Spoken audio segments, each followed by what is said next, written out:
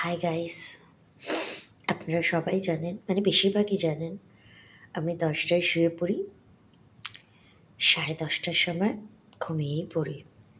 কিন্তু এখন বাজে রাত 2:45।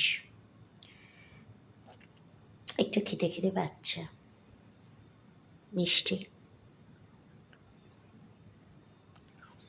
আজকে গেছিলাম বেহারা 14 নম্বরের ওখান থেকে চণ্ডীমাতার মন্দির।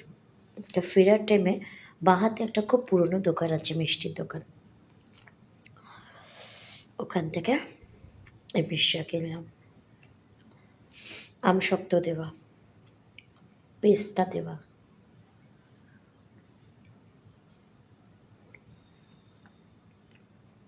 কত দাম বলুন তো? 10 টাকা। নাটও দেওয়া আছে। মুখে পড়ল।